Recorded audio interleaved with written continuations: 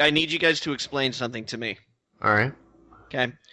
I just learned yesterday, all right, that Super Tuesday does not, in fact, involve tacos at all. No, well, there's no word taco in Super Tuesday, so I don't know why you would think that. I assume for a Tuesday to be super, there's got to be tacos. Oh, that's literally the only thing that could Is that the level of comedy we're bringing this episode, guys? We need to step it up. I don't take any blame for that. I'm just saying we missed our episode last week, so I feel like this should be a double good episode, double plus good. Oh, okay. Okay, all right then. Okay, tacos and say some soft butt touches. Okay. Like a double stuffed Oreo, except we're all three pasty white guys, so it's just the cream part of the Oreos. All right. Sorry if you tuned in to have a bad podcast for it to have like background noise while you're studying. This episode's going to be good, if you can't tell already. This is the good episode of Word Funk. We missed last week. Yeah, we did. Sorry. Look, I mean, let's not be coy about it. Johnny had to have that surgery on his butt to remove all the excess butt. There's been a lot of butt talk already, and we're only a minute and a half into this thing. So how is it, Johnny? Baby got back? Well, not anymore. Not since your buttectomy. No. I still have it. Did you keep all the excess butt there removed in like a little butt jar? Of course, I'm not giving it up. You never know when a little extra butt might come in handy. It's not a buttectomy. It's just a butt in smallening. Good episode. A butt reduction, guys, is what it is. It's a butt reduction. So do you guys want to... I have like a million questions, and we have topics, and also they announced that the Idris Elba, Matthew McConaughey Gunslinger movie is going forward, which is... I mean, I know they say to visit a doctor after 4 hours. It's been like 2 days. I'm just saying, if I go quiet at some point, I've lost consciousness. I'm excited about that. Okay. I also have Fire Emblem to talk about. There are the Oscars. Shit's been popping off. I played a video game. Yeah, I played a bunch. But tell you what, the thing I want to talk about the least is Fire Emblem. Mm-hmm. So why don't we just get that out of the way, like right at the beginning, and like and then we can just pretend it didn't happen. Okay, all right, Leon, say no more. I'll put my enabler hat on.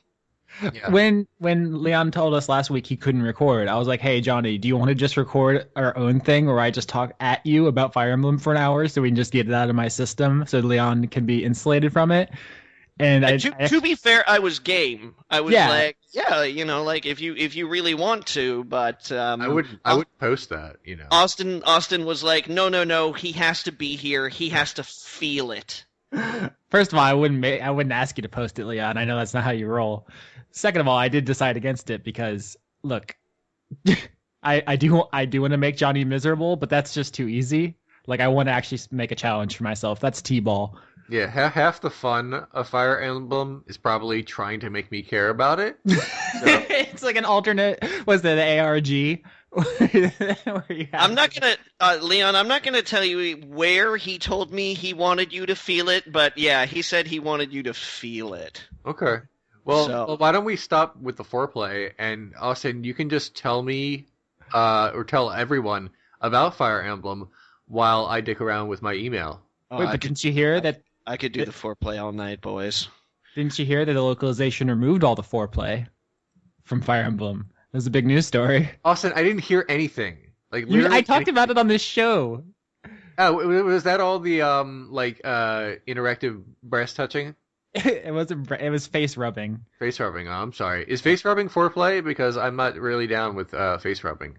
I mean, it's Japan. They have different standards. And... So if I ever go... Hey, now, don't go just, stereotyping someone's culture based on whether or not they like having their face rubbed. Okay, well, so what you're saying is that if I ever go to Japan to, like, court a young woman, I should be just, like, headbutting people? Or, like, is that not a thing? There's actually a word for it. It's called skinship. It's actually a thing that's in a bunch of Japanese video games. I'm not making this up. And I don't know if the recipients are as into it. I feel like it's a weird like nerd fetish to rub girls' faces. I don't know if there's any girls who are like, oh, I can't wait to get my face rubbed. Oh, okay. I feel like especially once you start thinking about like hand oils and like your skin health, like you gotta exfoliate that shit and you gotta use like moisturizer. You don't want nerdy fingers all over your grill. So they're not real. I'm not making any declarations here, but I mean, if you get approached by someone who's really into rubbing girls' faces, you gotta wonder about like semen. All right, that's an early contender for the title. You gotta wonder about semen. Leon, do you want to dignify that with a response, or should we just skip past it? I'm not picking on anybody with a particular fetish in general. I'm just saying that, normally speaking, if you got a boy who's really excited at rubbing other people's faces, you should probably worry about semen. Look, Austin, we keep dancing around this and then gently dipping our toe into Fire Emblem. I'm not going to do this for like a half an hour. Talk about Fire Emblem so we can be done with it. All right, okay. All right, Austin. Johnny, you didn't play. Austin, just tell us about Fire Emblem. I like how combative this is already. Okay, Fire Emblem. It's like chess, but you can make the pieces kiss. It's one of my favorite series. The last one was really popular. And the ones before that, not so much. So like the big story about this new Fire Emblem, this is the 14th entry in the series, Fire Emblem Fates. The two big stories about it really are the localization, which removed the face rubbing and some questionable scenes, and the fact that it's sold as two games. People kind of thought it was going to be like Pokemon. You know how Pokemon games come in red and blue and emerald and sapphire and all that shit? Kind of. Yeah, so it's not that. That it's much more. Do you guys remember when Capcom made those two Zelda games, Oracle of Seasons and Oracle of Ages? No, but I remember the Golden Sun games. Unrelated. That's not the same company, not the same concept. We can talk about Golden Sun sometime, Johnny, but okay, so there's two Zelda games that are very much like what they're doing here with Fire Emblem, where they're self-contained stories. The concept in Fire Emblem is that there's two countries at war, and you buy one version of the game, you're playing one country, you buy the other version, you're playing the other. So you get different characters, you see different like stuff. They're separate games, but you really need to play both to get the whole like story. And then there's also a DLC campaign that like finishes everything, like ties all the loose ends together, as much in the way that if you used a link cable to connect Oracles and Seasons, you would get the third part of that Zelda game and fight Ganon. So that's what it is. It's not like Pokemon. Anyway, I already talked about... Is it like Golden Sun, though? It's nothing like Golden Sun. No. Okay, just checking. Golden Sun is like a real classic JRPG where you collect cute little monsters called Jinn, and then you combine them to change your class and summon things. Golden Sun's real dope. Okay, easy there, son. You don't need to lecture me. I like Golden Sun. Now back to Fire Emblem.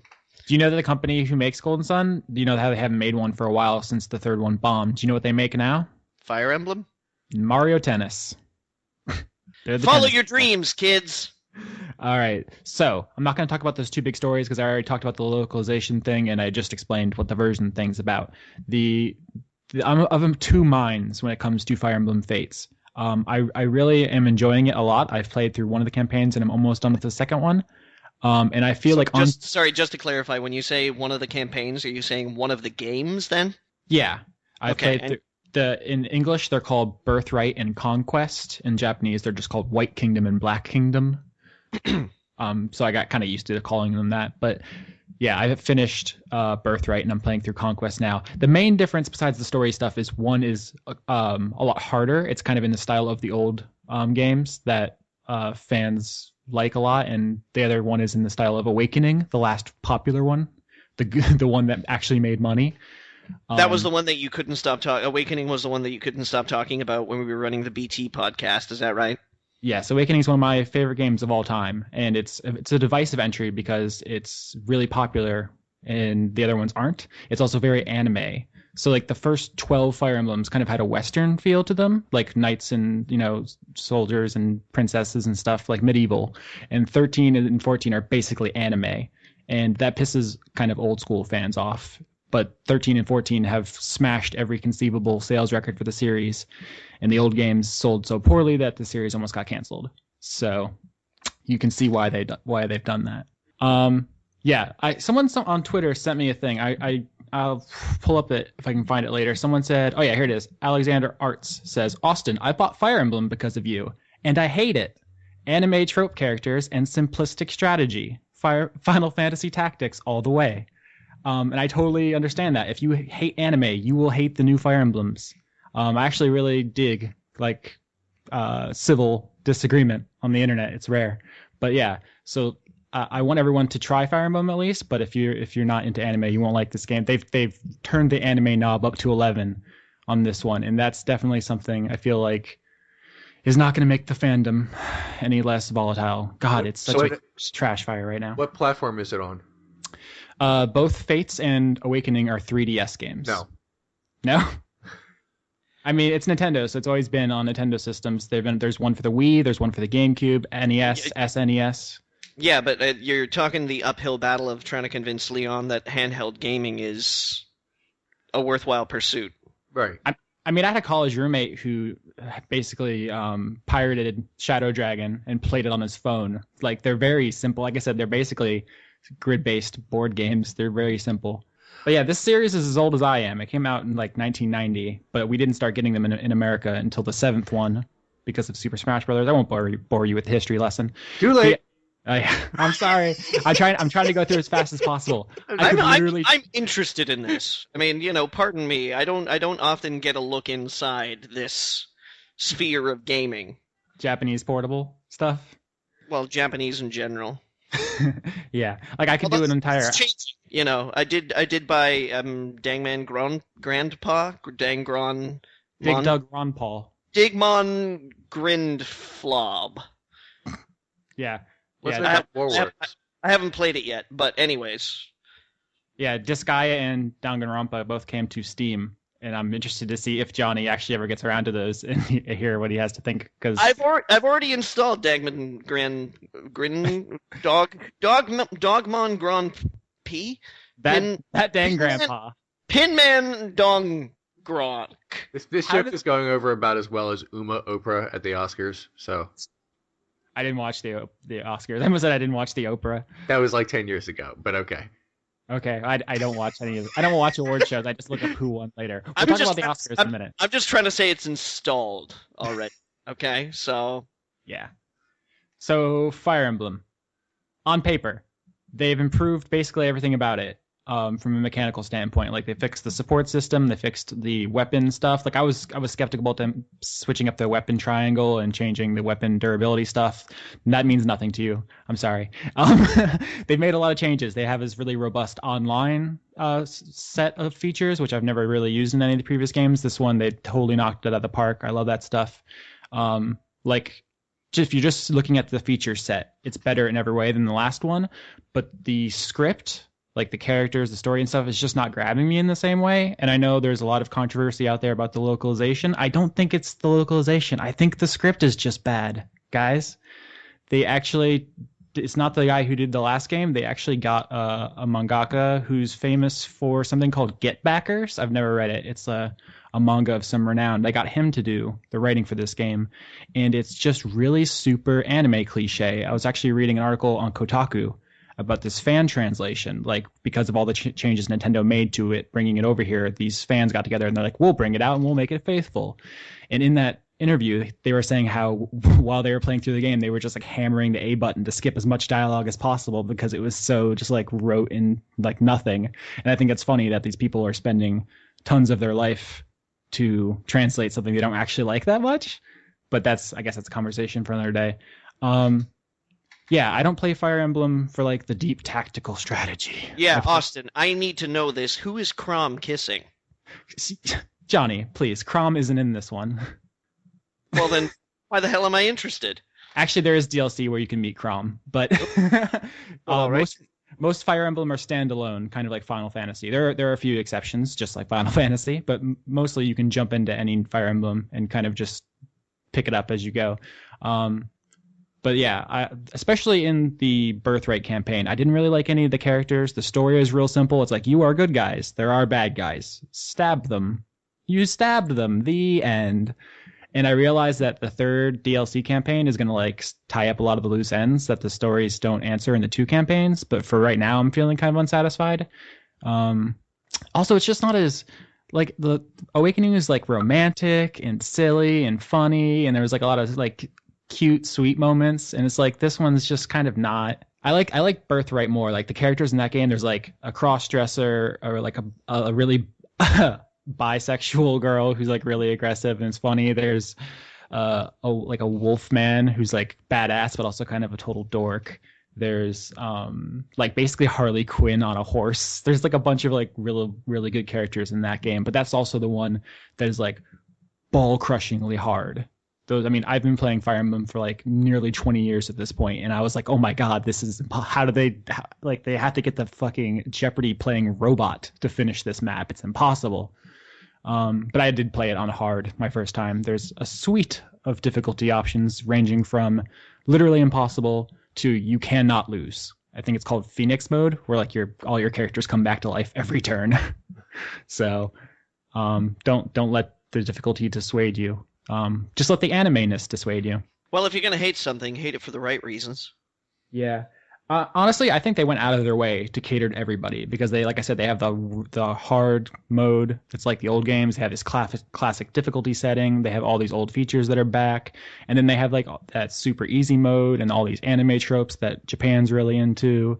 Like they put much more effort than like I would have if I had been in charge of the product. I would have cut a bunch of those corners. So it's not like the effort isn't there. I just feel like the stuff they put out isn't grabbing me in the way that the last one is, on the level that I like to enjoy these games. So I hear you. I could go into much more detail. I won't though, because you guys are just like sitting there bored. So Fire Emblem, like No, Awakening, Austin, is I my want to favorite be game of all time.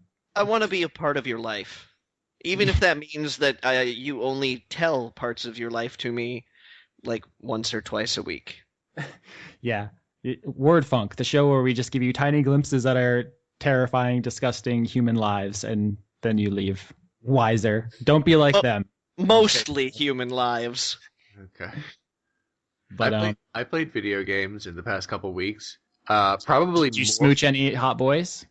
No. I mean, I don't know if there were options in these games. Those aren't games worth playing. These were all. In fact, I probably played way more games than you in the past couple of weeks, which is unlike me. I made a list. And I'll just go through them real quick instead of going into a long discussion.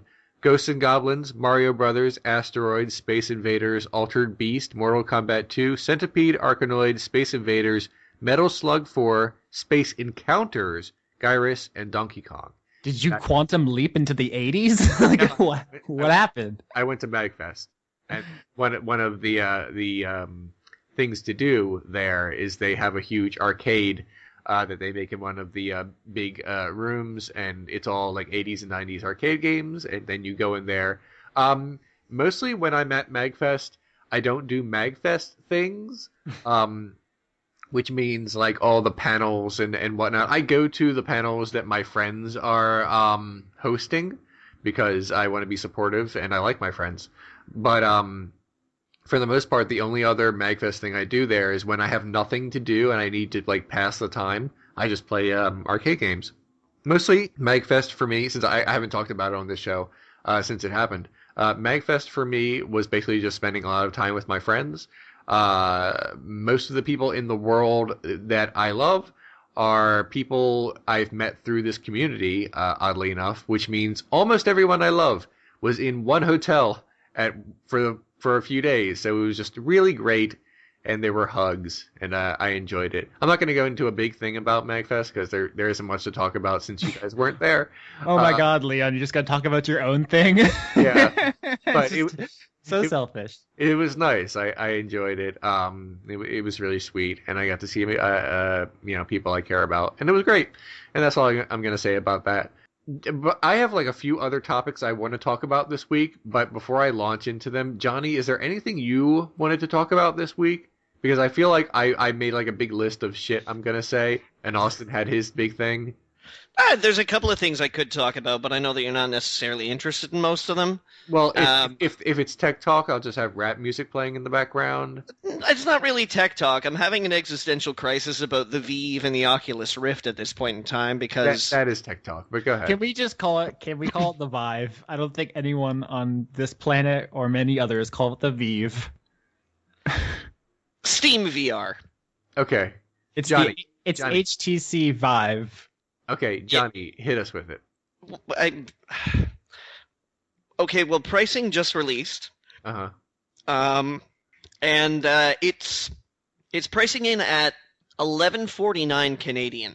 And like that's not $11.49. That's like $1,149.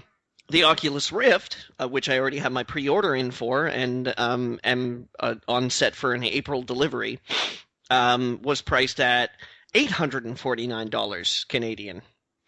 So I'm currently wrestling with myself as to whether or not the immense amount of stuff that you get with Steam VR, which is a headset with a front-mounted camera, 2 wireless controllers that are also positionally tracking, 2 like laser-mounted grid sensors that will track the location of your headset so you can actually fucking walk around in a VR environment, are worth $300 more than just having the headset, the sensor with like integrated headphones, not earbuds that come with the. I can't say it, Austin. Vive. Yeah, listen, we talked about this when they announced Oculus pricing. Like, there's clearly going to be several tiers of VR stuff. Like, we always knew the Vive was going to be the top, or like the top that we know about right now, and then Oculus is slightly below it, and then probably PlayStation VR. So, like, I feel like Oculus will probably be fine. It's not like you're going to have buyer's remorse with Oculus. But no, I'm going to put it on, and I'm probably going to have a fun-ass time. I'm going to enjoy myself, you know. But I'm thinking to myself, because I really want to buy the touch controllers when they come out. Yeah. I mean, you are getting more with the Vive, too. It's not just that it's a higher quality VR thing. Like, there's the whole, like, lighthouse, like, thing with it. So... Yeah, so but it, again, you know, like, part of the problem is that the Canadian dollar right now is really fucking shitty. Like, really shitty. And the funny thing about it is that it doesn't really adjust itself to how, like, American goods, which ship all over the world and are kind of like baseline pricing for a lot of things, you know, like, we don't wake up every 3 months and go, whoa, the dollar's dipped. I guess everybody should get paid, like, $10 more per hour. Or, you know, maybe your salary should go up, like, 20% or something. That doesn't really happen. So, you know, commercial goods that come out of the United States, and this includes video games, I've really, really pulled back on buying new video games these days because the value has gone up to, like, $80 and $90 for brand new titles. Bernie Sanders wouldn't let this happen. But my wage has not changed since I was paying like $50 for them. So there's like a certain budget range that I have where I'm like, okay, you know. But like I said, I'm interested in the Oculus Touch controllers and what that's going to do when it comes out, because I know that they're working on positional tracking for the Touch controllers as well. And I've read that everybody loves the Touch controllers. In fact, they love them more than they like the HTC controllers. And I've heard that the optics and the screen in the Oculus is better than in the HTC unit, but having the front-facing camera and the lighthouse units are just like fucking amazing. And so I don't know. I'm having a huge crisis right now that I think I'm probably just going to stick with the Rift, but. I like to think there's like an Australian listener somewhere right now. It's like, oh, video games are so expensive for you North Americans, so it's so hard. Yeah, but we have it pretty good. I believe that their minimum wage is somewhere above, like $6 to $7 above what the Canadian minimum wage is. So here's where we get political. You guys excited? No. I'm moving right on from this because that's pretty much it. We got you can put pre-orders in now for the HTC VR unit. and it looks really good, and I'm wondering if I'm making the right decision by sticking with Oculus, because I like all the names that are attached to it as well. I like that Jason Rubin's on board. I like that John Carmack is on board. Michael Abrash, who is probably more than like a suitable amount responsible for the HTC VR unit, because he used to work at Valve in their like, let's fuck around and see if we can make a VR headset division. He works with Oculus now. You know, Palmer Luckey 2016, make VR great again. Yeah, very possibly. But no, I played a video game this week that I do want to talk about that's a little more accessible, and I think you guys might appreciate, called Stardew Valley. Oh, Harvest Moon. Basically, yeah. How's the marriage in that game? That's the only reason I ever play Harvest Moon, honestly. You can kiss as many boys or girls as you like. All right, adding it to the Steam wish list. So, I mean, you know, that's pretty cool. But you think I'm joking? I just did pull it. I'm adding it to my Steam wish list right now. No, I'm dead serious. It's like I never got to play classic Harvest Moon on the SNES, because I was a Genesis kid. Yeah, keep your booze down. All right. I don't care. So was I. But did I ever tell you guys about that? Like how I didn't even know like platform rivalry was a thing until like high school. Like it never even occurred to me that like people would feel that way. Yeah, well, people are weird. Yeah. And I'm not talking about you. I'm talking about people who perpetuate the console war. Like how Quantum Break. Did you guys hear about this? Quantum Break? Yeah, Microsoft's unifying their like Windows Store and Xbox One thing. So all future Xbox One exclusives basically are going to be on PC in a sense. No. They don't like to use the word unifying. There was this big interview that PC Gamer did with them just like this past week. But yeah, Quantum Break, they were like, yeah, it just made sense for it to come to PC because Remedy games have always done traditionally really well on PC, and we want to support our development studios. And I'm like, hey, these are all good reasons, right? I mean, let's just be honest. It's because the Xbox One didn't sell well. But the fantastic fucking thing about it is that people started canceling their pre-orders for the Xbox One version of the game because they were like, what the fuck? It's not an exclusive anymore? Fuck you, Microsoft. I'm not going to buy your shitty game then. Yeah. Angry Nerds, news at 11. Oh, yeah. But yeah, Stardew Valley, lots of fun. RPG elements. Like I said, I've never played one of the Harvest Moon games, so I don't really know about, exactly everything. But, the more you forage and clear ground, you get better at, like, using your tools and collecting resources and things like that. And the more you farm, the better you get at farming. And the more you hunt, because they have a mine that you go into and like kill slimes and things like that, you get better at like adventuring and hunting and shit like That's that. actually less like Harvest Moon and more like the Harvest Moon spin-off, Rune Factory, which is that. Yeah, Harvest Moon traditionally is just the farming stuff. The adventuring stuff is what they added to Rune Factory to differentiate it. So I didn't know that. Yeah, and you can like, of course, buy upgrades like silos and chicken coops and water your chickens and, I don't know, plant your bears and... I haven't got that far in the game. Oh, okay. I was like, are there bears? Can you, like, what's the animal, like, petting ecosystem like? What kind of animals can you pet? I have a dog. Ah, good. I mean, and you can choose at the beginning to be like, what's your preference? And I'm like, why are you asking? And it was like cat or dog. I mean, I would have preferred if there was something a little bit more esoteric, like a possum maybe. Or the Torchlight 2, and you can have a ferret. Or or a sloth maybe, just looking out for my buddies here. Leon.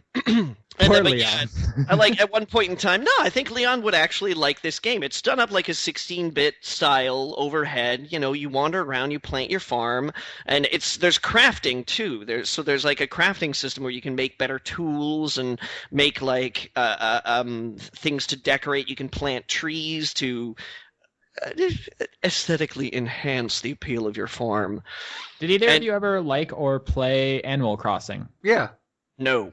All right. Yeah, big time. In fact, Animal Crossing was the game that got me back into video games. See, I think you would really like Stardew Valley. Yeah, I think so too. It's not exactly the same, but it's definitely in that ballpark. Okay. How am I? Star what Valley? Stardew Valley, as in DEW. Oh, yes, okay. do Right. the do, but not the first do the do. It's the second do in do the do. All right. Yeah, most of the Rune Factory and Harvest Moon games are Nintendo and recently very portable exclusives. So this might be your only in. Wait. So, what platform can I play Stardew Valley on? Steam. You can find it on Steam. Oh, It's okay. $15 right now. All right. I'll wait for it to be 10. That's what they call you, Leon Thrifty Thomas. Yes. Oh, is that what they call me? Great. They do now. Yeah, I guess. But it's quite a lot of fun. I've played it for several hours now at this point in time. I find it oddly meditative and relaxing. You know, you can like make gifts for people and then they like you more in town. And like everybody has birthdays, so there's like a town calendar and you can be like, "Oh." Yeah. And I can kiss boys? If they like you enough. Oh, okay. I mean, I'm not just gonna thrust myself upon them. I mean, Usually in these games, you get married and you have kids or okay. kid. So yeah, there's some relationship stuff. It's not like deep. It's not like Persona or Fire Emblem where there's like stakes. All right. So yeah, Stardew Valley. It's fun, and not something that I usually play or would say. It's fun. So I thought I would branch out. I'm trying to get edge closer and closer and closer to playing Fandango Ron. Oh God, Paul. Here we go again. Do you know that was it? Fandango Ron Paul. This happened at the same time the last Fire Emblem came out. It was very close to when XCOM Enemy Unknown came out, and now XCOM 2 is out at the same time as Fire Emblem Fates. Yeah. And I bring that up because we had this conversation before about permadeath and how both games handle it. And that's another thing I feel like Fire Emblem Fates didn't address. Did you see recently game developer Christine Love was tweeting about all the ways that you could actually make permadeath interesting in Fire Emblem? Like if someone in your team died, like it gave everyone else a stat boost as they were like, inspired to avenge them, or maybe they dropped like a unique item or something. Because right now they just disappear. Yeah. Like, they don't have like funerals or anything, and they're just like gone. And it's kind of like, I understand it was like, one when of that the mechanics started in 1990, but it's like it was one of the things that I always really appreciated about the Wing Commander series of games was that if one of your wingmen ever died on a mission, there was a funeral for them. yeah, something like that. Like, and because you were on like a spacecraft carrier out in like the middle of the Vega sector, it was in Wing Commander 1, they didn't have the staff to replace them. So when you were assigned to do another mission where normally you would have had that wingman, it's like, sorry, because of staff shortages, we're losing so many people right now, you're going to be running this mission solo. And it's just like, oh, I could have saved them. Yeah. Man, I have 1,000 thoughts about that shit, but I won't weigh us down anymore. Leon, why don't you tell us some of the... You said you had a list of stuff? Yeah, Leon, let's hit this. Let's rock it. Of things I could talk about? Yeah. God. We can do Oscars, we can do questions, so we got a million things. So Okay. I want to say this real quick. I mentioned this on my Twitter yesterday, because yesterday was Super Tuesday, which means that many states are having their primaries and caucuses. And apparently no tacos. Oh my God. Yes, and no tacos at all. Well, no, I mean they probably do have tacos. It's just unrelated to Super Tuesday. I mean, yeah. So anyway, I mean Texas had their primary, so there's probably tacos all over the place. But not the point. The point I tried to make on my Twitter, is that for my liberal-leaning followers, of which I imagine are most, damn dirty communists. Yeah. Basically, Senator Bernie Sanders and former Secretary Hillary Clinton are having a fairly civil debate amongst themselves about who would be the best president. And by that, I mean neither of them have gone very negative towards the other. Or sucked Chris Christie's souls directly out of his eyes. Yeah, they've had a pretty civil disagreement about who is the best Democrat. But the thing is this: the fan bases, I guess you could say, of both of them have not behaved themselves very well with a lot of what? People being dicks about politics. Well, the thing is, like I expect Democrats and Republicans to not get along in the election year, and I recognize that there are noticeable differences between Sanders and Clinton. But the thing is, this kind of discourse is not helpful for a lot of reasons. Bernie Sanders supporters saying, you think you should support Hillary Clinton? You have blood on your hands. I was like, oh my God, shut up. Can I quickly just interject as a foreigner here, because I know that when Canadian politics come to light, oftentimes you gentlemen field me questions. Yeah, go ahead. Now, as I understand it, I just want to make sure that I have this right. Super Tuesday is an event in the primaries? Yes. Now, the primaries are a process by which the two major parties, or even, I think, any parties, because I think there's a Libertarian Party in the United States as well. Not so much you'd notice. But... No, it's, I mean, in Canada, there are a bunch of parties, but they're not always necessarily prominent. I'm looking at you, Flying Yogi Party. The Libertarian Party exists in the same way that the Violent Femmes are still a band. Okay. All right. Okay, that puts it in perspective. They bring all their equipment on the bus. Now, quite seriously, Super Tuesday is called Super Tuesday because a bunch of states. Yes. And it's not like it's not really a majority of states, it's just a bunch. How many? It depends, because the Republicans have a certain amount and the Democrats have a certain amount. I'm looking at it right now. If you want me to look at it, No. Okay, so just like when you say Republicans and Democrats have a certain amount, is this one of those red state, blue state things? What do you mean? I don't know what that means. I mean, know what that means, but I don't know what you're saying. No, okay, all right. So when you say that, there's a bunch of voting, right? And it's called Super Tuesday because since the 80s, whichever candidate wins, these states usually wins the whole thing. So it's kind of the high water mark. Okay, but I'm just asking the question. I was kind of under the impression that every state had a set number of delegates, yes, which are card-carrying members of each party. Is that right? Yeah, they have delegates. Yeah, Johnny, delegates. Fuck. I'm getting. Where is the question? No, I'm just trying to understand, because like a delegate is a card-carrying member of a party. Is that right? Yeah. Okay, so in order to become a delegate, you just kind of have to be like, hey, can I be a member? And they're like, sure. What's the secret handshake? No, I don't even remember how they decide who gets to actually be the one who said.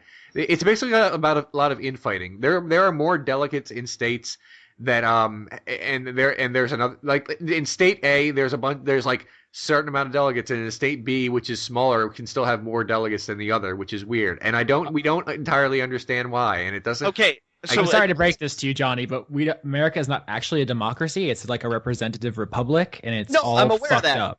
I'm aware of that. I'm still wondering where the question is. This is me. I'm trying to fucking figure out the goddamn fucking system, okay? Yeah. It's a series of questions in the form of an impromptu civics class. Right. I'm go with me here, because I want to make sure that I'm getting this right, because I'm not sure I understand it completely, is the point. Be my guides, gentlemen, or, you can just be like, hey, we're America, fuck you. Yeah, I'm sorry, but Johnny, hey, we're America, fuck you, and the way we decide who's president is the same way they allot points on whose line is it anyway.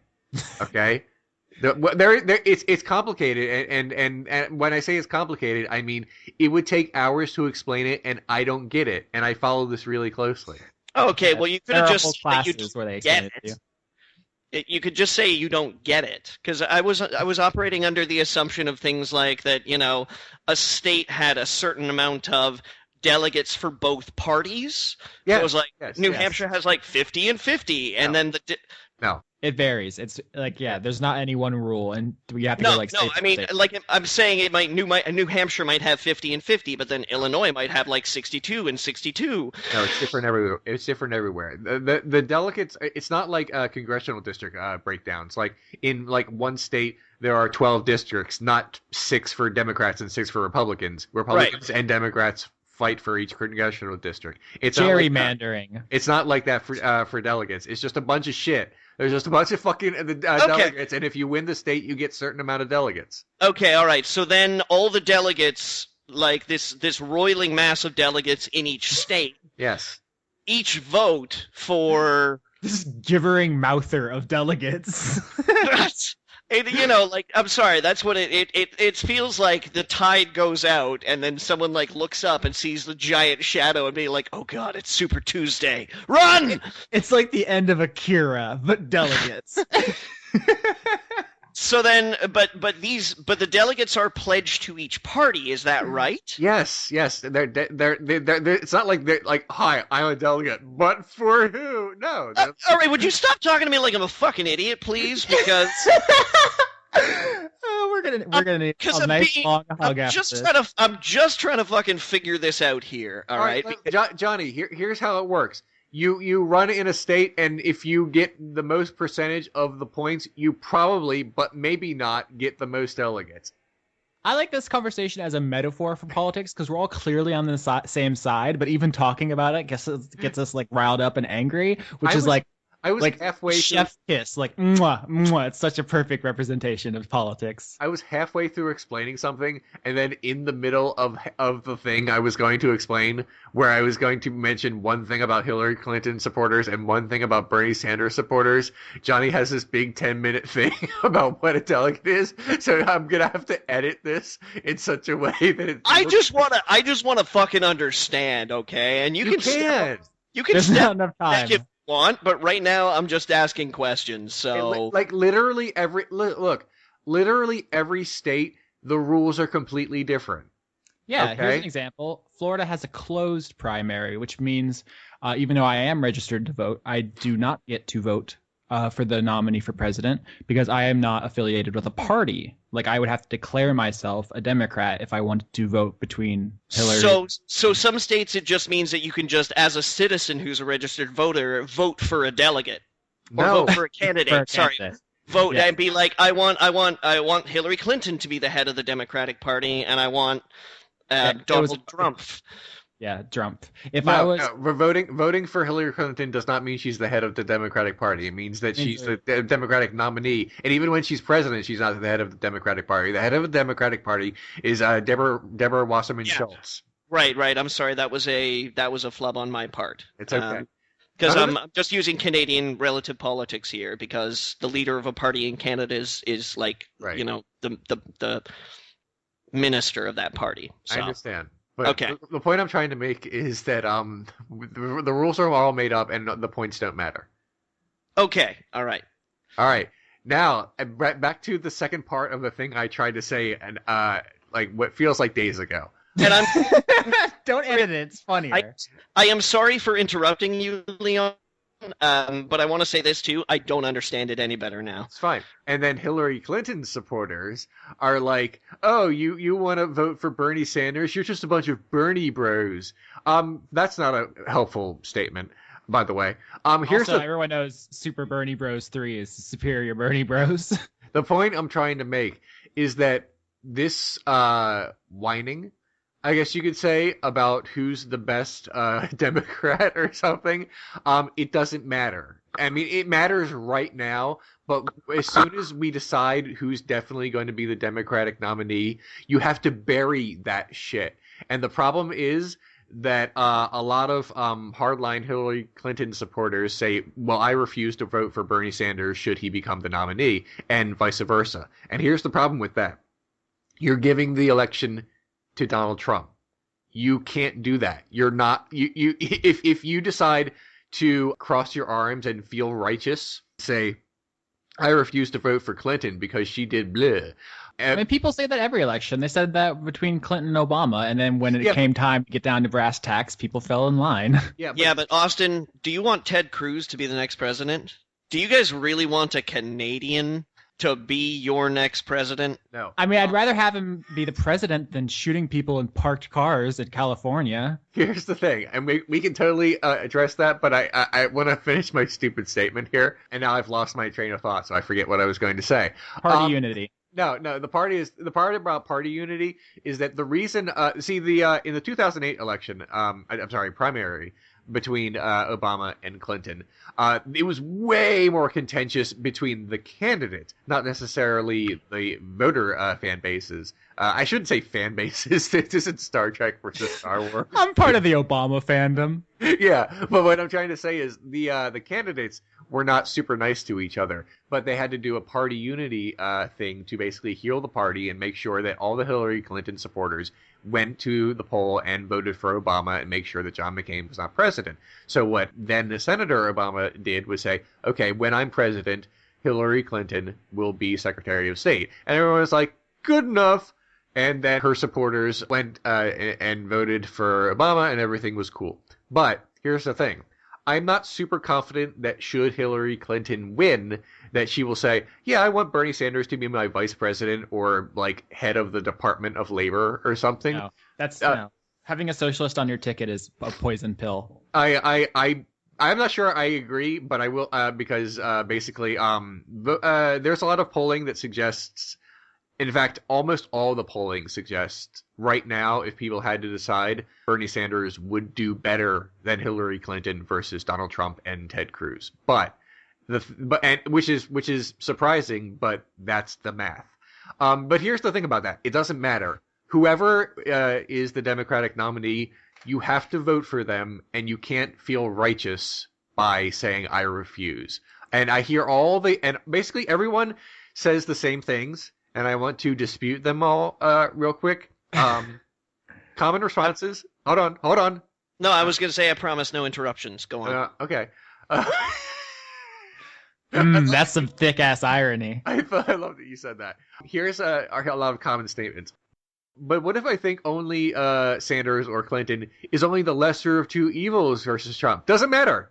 It does not matter if you think that. You still have to vote strategically and make the lesser of two the president. You're never going to agree 100% with any candidate. You absolutely will not. Even if you dislike one candidate, if you hate the other, you have to hold your nose and vote for the one you just kind of dislike. Another common thing is, but I think I'm sending a message. No, you're not. You are literally not sending a message. The head of the DNC will not say, Trump won. I think next time I will. No, absolutely she will not. In fact, she will probably become more conservative about her choice in the future. Because when people lose, they get more guarded. They don't say, well, let's just roll the dice. They don't do that. So it may have the opposite effect. And also, it's not worth it. I bet the Obama fandom ships Obama and Biden. Another thing people say is, well, what about a third-party candidate? No, it is never going to be viable in a general election. It will be viable in a local election sometimes, but still almost never. It's not going to happen. You can't say, I don't like let's say Hillary Clinton and becomes a Democratic nominee, and that's what it seems like it will probably be. Not definitely, but probably at this point. If she does, and you I don't like Clinton or Trump, I think I'll vote for a third-party candidate. It's the same thing as not voting. It's not in the sense that your vote will count, but it effectively is. Everyone thinks that, well, if we keep voting for third-party candidates, one day a third-party candidate will actually be viable. But that has not been the progression of this at all. In 1992... Oh my God, Leon has notes. I wanted to make sure I had the numbers right. In 1992, Ross Perot was your third-party candidate, and the only reason he was thought of as half viable was because he was so super rich that he could help fund his own campaign, and he got 18.9% of the vote, and that's it. That's all. That's not bad. That's not bad, but it's nothing. I feel like those are conflicting statements. Go on. No, if he got double that, let's say that he got double that, people would still say he got creamed. If there were only two candidates. I'm sorry, but that basically means, the guy with all the money still can only get 18%. In 1996, he did it again. He ran again, and he got 8.4. So no, there's diminishing returns here. And then in 2000, Ralph Nader got he does not have that much money in the coffers, but he got 2.7%. The only reason he managed to get that much interest in him is because he basically had this big lie that George W. Bush and Al Gore are basically exactly the same. So you might as well vote for someone who's different. They were not, and they definitely are not. And then in 2004 he got less than 1%. Ditto in 2008. And then I guess the closest thing to a big third-party candidate in 2012 was Gary Johnson of the Libertarian Party, who also got less than 1%. This year, I don't even know. Here's the thing. It's not going to happen. You can't say, we need to send a message. The message will never be received. This is just the way our political process works. There's two parties, and that's it. And even Bernie Sanders, who ran as an independent locally for many, many years, knew that, and that's why he registered as a Democrat when he wanted to run for president. Because in the beginning, a lot of people did not take him seriously. People would take him even less seriously if he ran as an independent. It means nothing. You're basically either ignored or you're a spoiler, and that's it. So basically, everyone's argument about, oh, I'm not going to vote for the Democratic candidate if it's not my Democrat.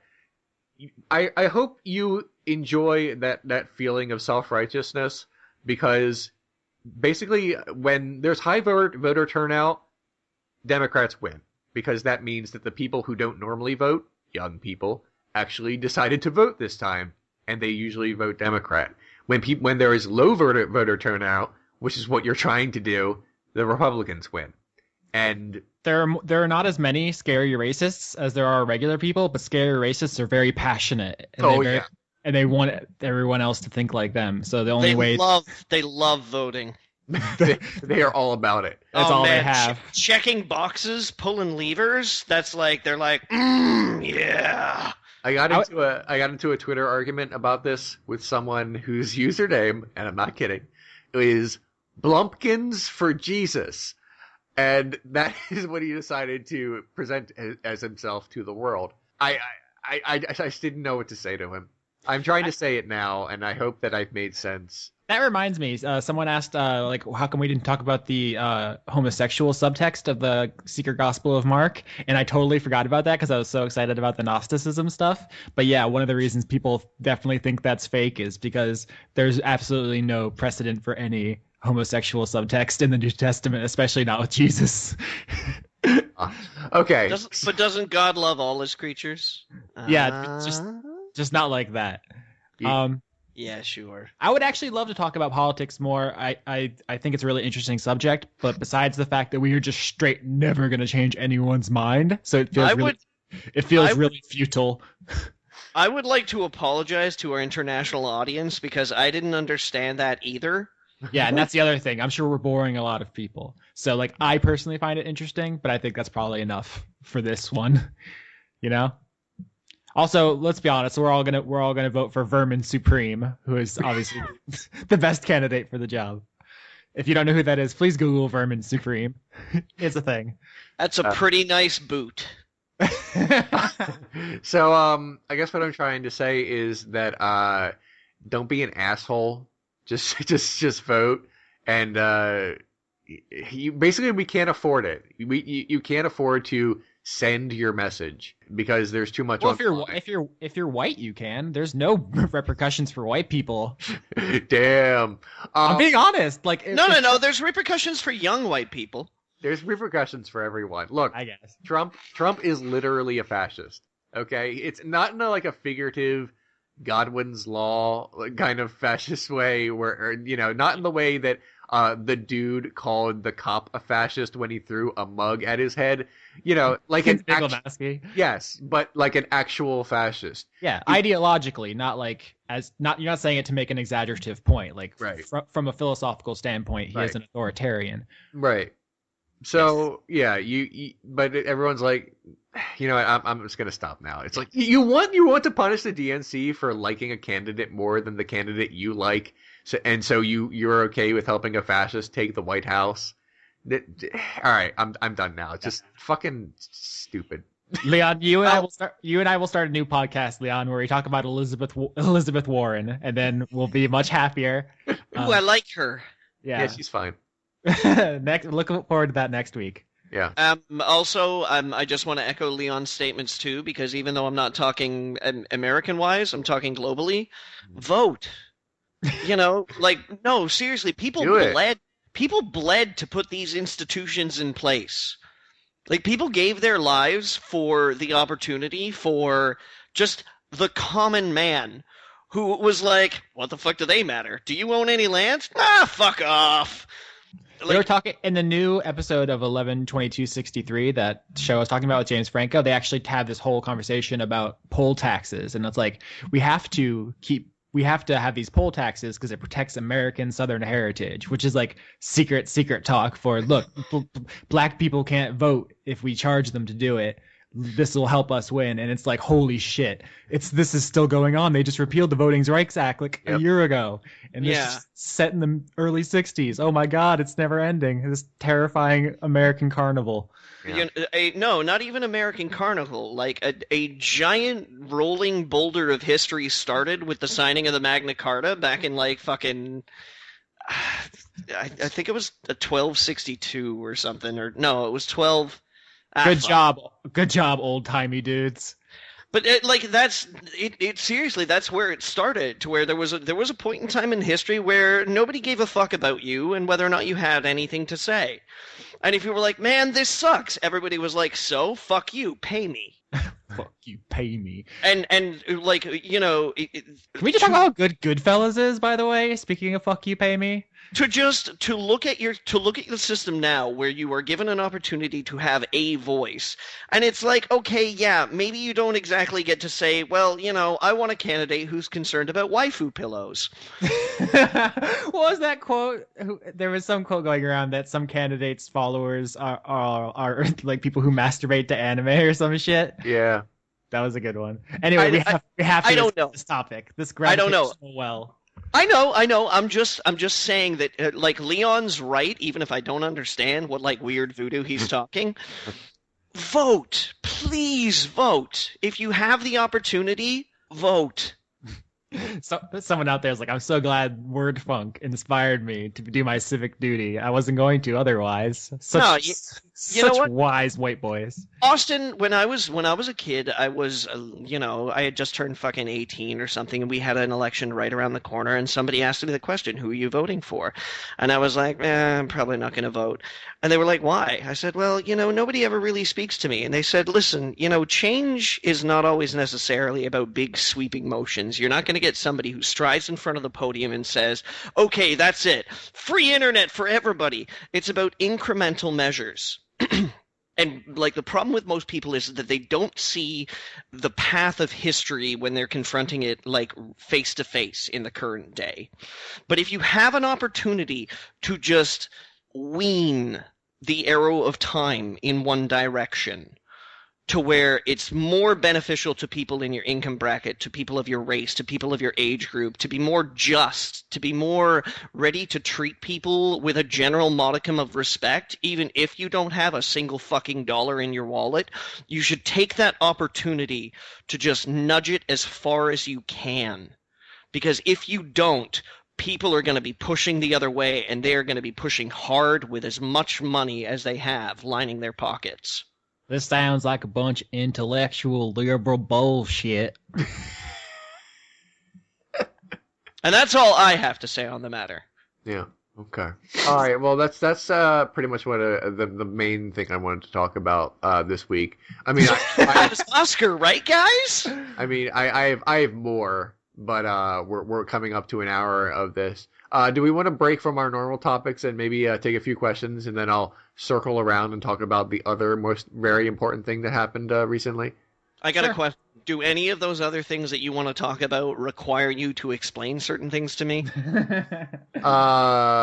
Yeah, because I know that you don't like the thing I'm going to talk about.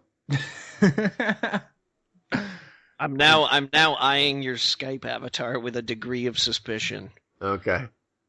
I mean, what's it good? Okay, we'll get there. Like I said at the top of the show, this is going to be like a super double episode.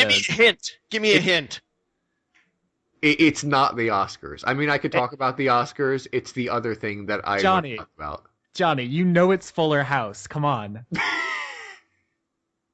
Don't play dumb. You come onto our show, our sacred show, and you're going to lie to our E-faces? It's Fuller House, dog. Yeah, I'm basically delaying me talking about Fuller House so you can just kind of like brace for it. Leon, I watched an episode of it for you. Okay, we will talk about it shortly. But seriously, Austin, if you would like to answer some questions, sure. I mean, we'll all answer them, but you can like read them. Yeah, so I saved the questions from last week because I asked before I knew we weren't recording. So I have 2 weeks worth of questions. Let's just jump in. No preamble. Elbow Patches asks, "What's your favorite black and white movie? Was it ever colorized, and was that an improvement? Mine is Some Like It Hot." I have to think Metropolis. I actually saw it in theaters with all the restored footage they found recently. That movie still holds up. It's still so good. My favorite is Dead Man by Jim Jarmusch. That's a recent one.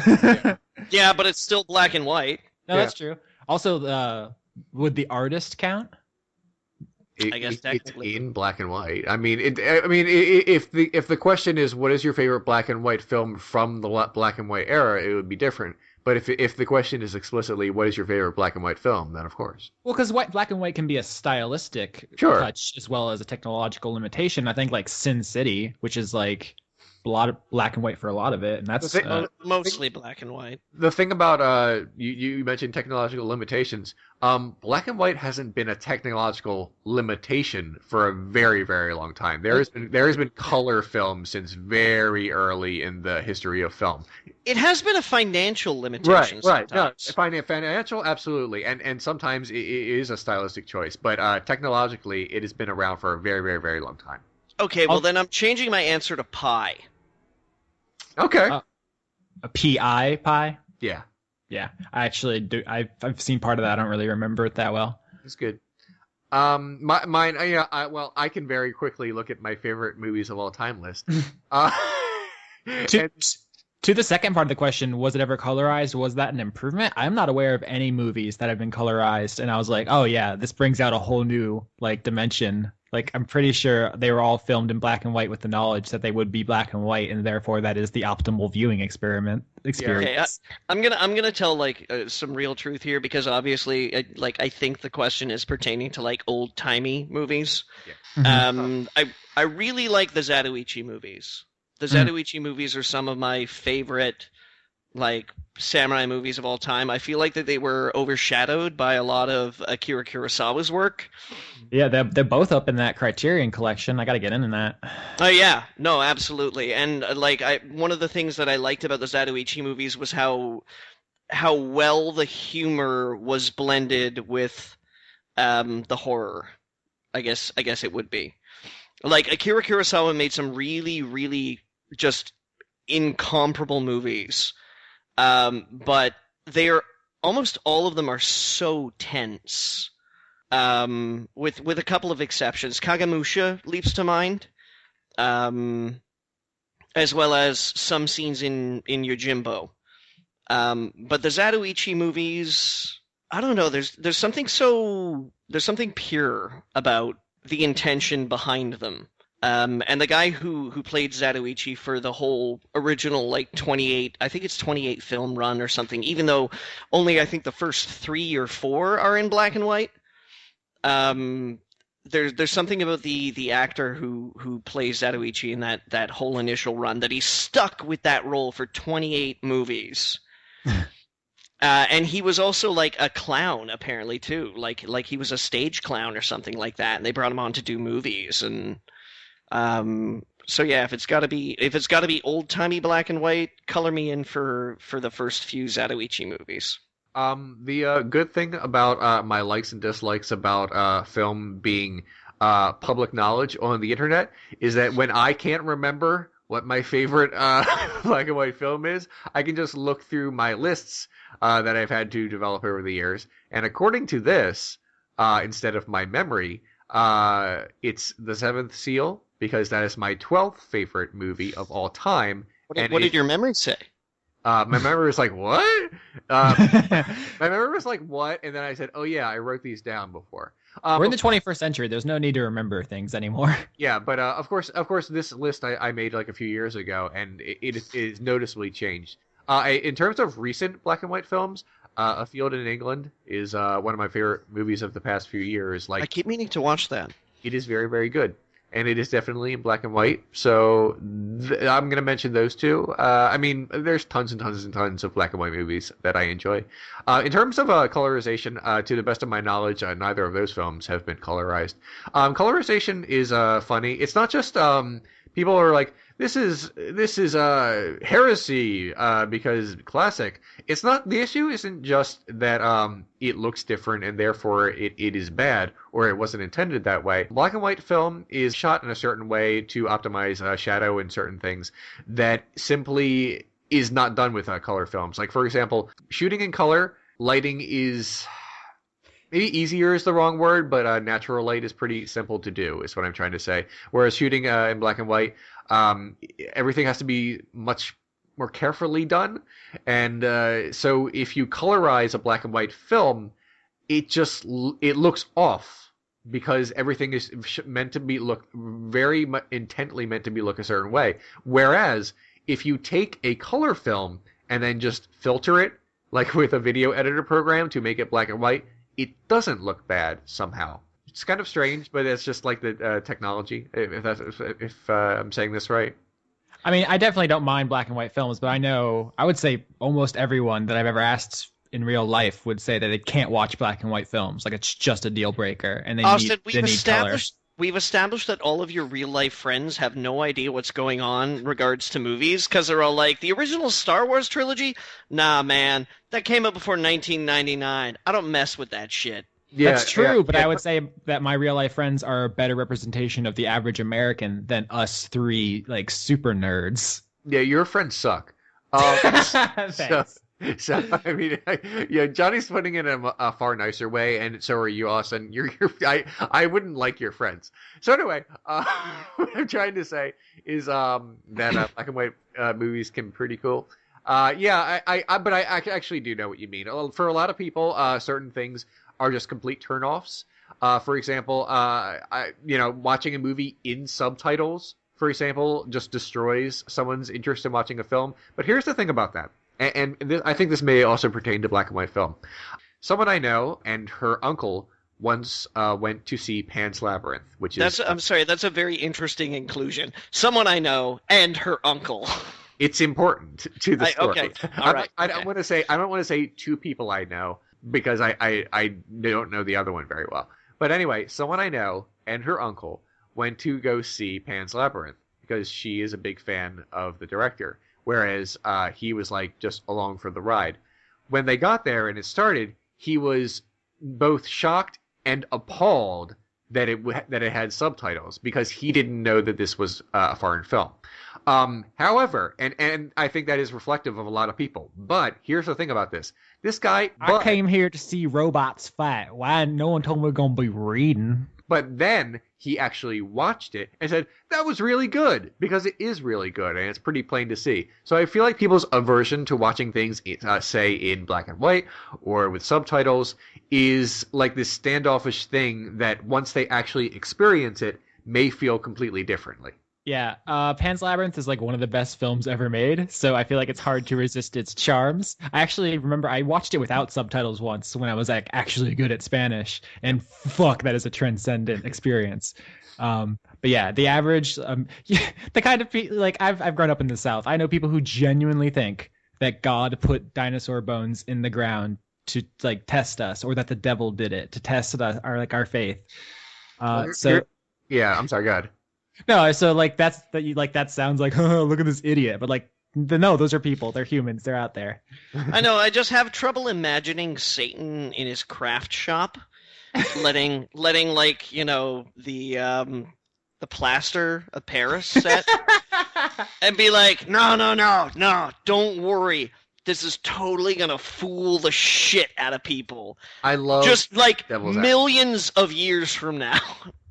Or sorry, I guess it would be thousands of years from now. Yeah. Funny thing about that line of thinking, That also makes me wonder, like, for those people who think that, do they think that God was just cool with it? Like, was this like a bet, like with Job? Job, that God was like, yeah, let's see how this pans out, devil. Let's not even get into the logic of it, because not only is it illogical, but it also shows an incredible lack of imagination that God can't exist in a world that also has dinosaurs. Like, that's very easy to reconcile. Like, give God some credit. Anyway, next question. Yeah, Michael Hurt. This is just for you, Leon. Michael Hurt asks, will you ask Leon if I make a Ronaldo song for his character, will he sing it? No. But no, you wouldn't. If he made a song, do the Ronaldo, you would not sing it? No, we could definitely play it on the show. I mean, I wouldn't mind that at all. But no, I'm not going to sing it. Johnny, will you sing it as the? I can't sing very well. Johnny can sing. Johnny will be like, you pass a wandering bard who starts singing the hottest club banger. Like, and here's how Ronaldo, do the Ronaldo. Yes, perfect. I think that answers the question. It's a great lyrics. Thank you for that. Hey, I'm sorry. Somebody was standing in the club and was like, "Everybody, do the Ronaldo." So I was digging there. All right. From some personal history, Leon. You don't need to get so snipey. By the way, Austin, this person that asked you that question, weird that they would not ask me that question instead of asking you to ask me that question. Does this person not follow me on Twitter? And if not, why not? I think all of our listeners got together and decided that your questions were only for trolling purposes, and mine were for reading on the show. Fair enough. All right. And when people ask me questions on Twitter, I usually just answer it right there. They're like, who would win in a, I don't know, pie eating contest between you, Austin, and Leon? And I'm like, I don't like pie. Probably. I would murder Austin. A pie. I would kill a pie. Yeah, right now. I feel like Austin would definitely win. Johnny has disqualified himself, and I am far. I would eat. I'd take like a couple of forkfuls of pie. Okay, I'd be like, that's not my thing. I'm far too fussy of an eater to eat, do a pie eating contest that would like get stuff on my face, and that's just not something I would do. No, you know what I would do? I would take like one forkful and be like, no, this isn't right. Hang on, I need to go bake my own pie. First of all, that really sums up Johnny in a really nice way. Second of all, if there was a pie eating contest, I would have to be physically removed from the premises. Because I would eat everyone else's pie. I would not be able to stop. By the way, nobody asked this question. I know. I'm just saying that that's usually what happens, so people don't ask me word funk questions. Continue onwards, Austin. Yep. Okay. Lay on, Macduff. All right. Some of these are funny. I just don't know how much we can get out of them. Max the Silva asks, which meme is the dankest meme? I only kind of know what that means. You know, I gotta say, it's probably the meme that keeps bringing up the phrase "the dankest meme." Dank memes is the dankest meme? Because technically speaking, dank memes is a meme. Yeah.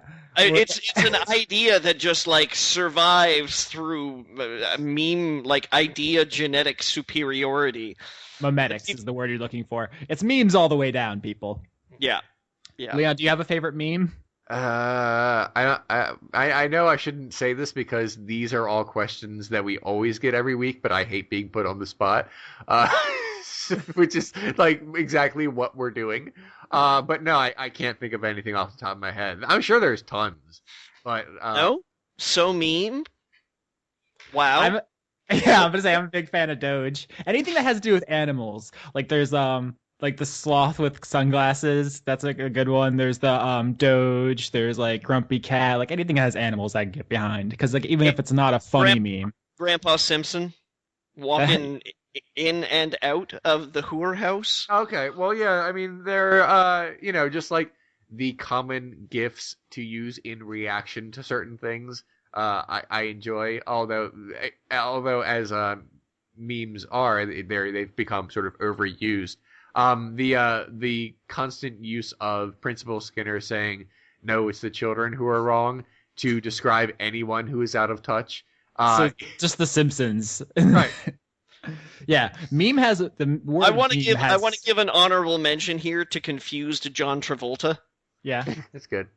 the word meme has mutated. It's like supposed to mean like cultural ideas that propagate themselves in the sense of genes, right? But now it just kind of just means jokes we all recognize.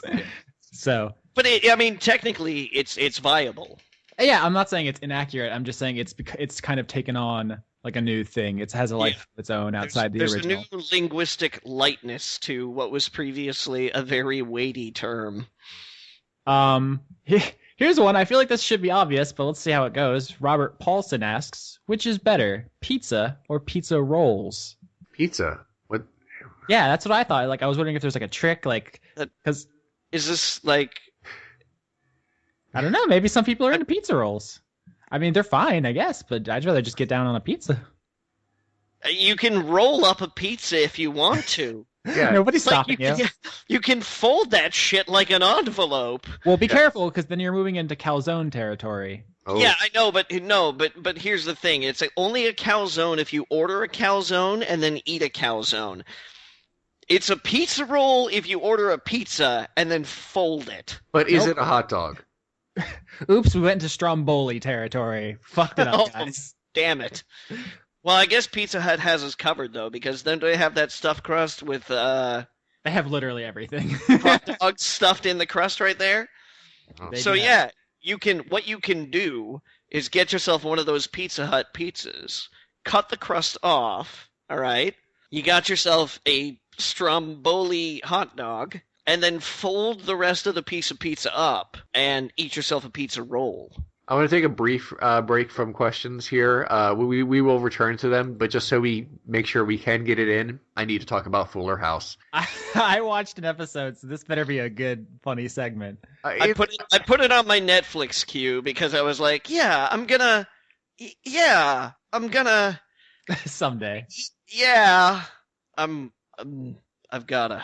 I don't know if this segment will actually be that funny, because I think the humor about talking about Full House is to say, oh, look how dumb it is, and there's laugh tracks. Here's the thing. Oh shit! I just realized, Leon, you're the only one. Like, I saw on Twitter, everyone is fucking dumping on this show, and you like it. No, I've only encountered like 2 people who have dumped on it, but that's only because like 3 people I know have watched it. Oh. Maybe we have different follows. we do, Austin. No. Anyway, the point I'm trying to make is I enjoy it, and here's the thing about it. I enjoy it in a very innocent way, if that makes any sense. I don't have any like goofy jokes to make about it, like about Fuller House, the way people are like ironically enjoying it or dumping on it, and that's the happiness they get from it. No, I like it because it's a bunch of mostly G-rated jokes about. It gets a little saucy. There's one bawdy joke in the first episode, and there is a bawdy sequence in the, I think, 5th episode. I'm only on episode 6, so I can't speak to all of it. There's like an extended monologue about how Kimmy Gibbler is like a sex goddess. That was like a 2-minute section. I don't recall that part at all, but unless I hallucinated that. I don't remember that at all, but okay. That may have been your interpretation. I read between the lines. No, the only bawdy joke in the first episode, I assume that's the one you watched? Yeah, I watched the first episode. Okay. The only bawdy joke I've noticed in the first episode was actually a pretty good pun. It was Rebecca, who looks quite good for her age, by the way. Look, everyone looks good. Is talking to Uncle Jesse, who also looks quite good for his age.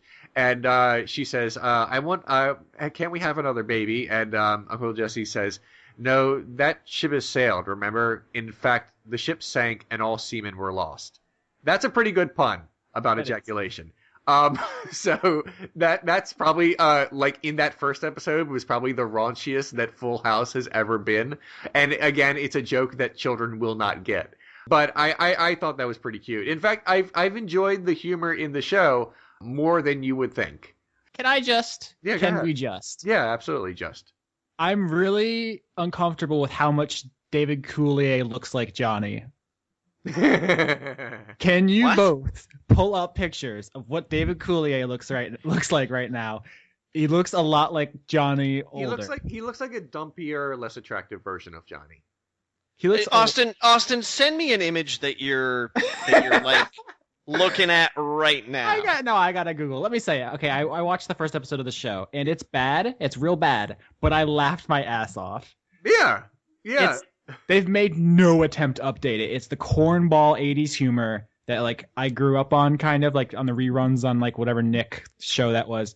Like it is not written well or anything, but I laughed a lot. Like there's a scene where they all acknowledge like how much like things have changed or whatever, and then John Stamos is like, but like, oh, we all still look really good. And there's a part where they all talk about like Mary-Kate and Ashley's character, and then they all turn and look into the camera for like 10 solid seconds. And both of those, I like literally cracked me up. Like I was rolling. There's some funny ass shit in there. It's just like, I wouldn't put any of it on my resume if I was the writers. Here's the thing about the humor. Not only, look, I enjoy it because I grew up with that humor even more than Austin did. But here's the thing about that humor. I appreciate it because, as you said, they did not attempt to make this show hip. They've done like two fourth wall breaking jokes, which were not prevalent in the original series and are like in everything now. So, but beyond that minor change, and it does not continue very much after the first few episodes. It just they've basically decided that they're going to do Full House instead of make a gritty reboot of Full House. At the same time, you kind of have to acknowledge that, like, given what Full House has become in like cultural observation and what the actors have gone on to do, that there's an inherent self-awareness to it that probably benefits it. Okay, that's fair. But what I'm trying to say is that Fuller House feels like Full House, and they have not tried to make it hip. And I mean, if they did, like, if they actually hired like the best Hollywood talent to write a modern comedy, I don't know that it would stand out enough to matter. Like, it would just feel like another comedy. Like the way it is now, it's kind of a fun novelty. It's like we don't have shows like this anymore. So I feel like this might actually be, for like our time to value proposition, might be the best like universe. Like we might have gotten the best Fuller House we can have hoped for.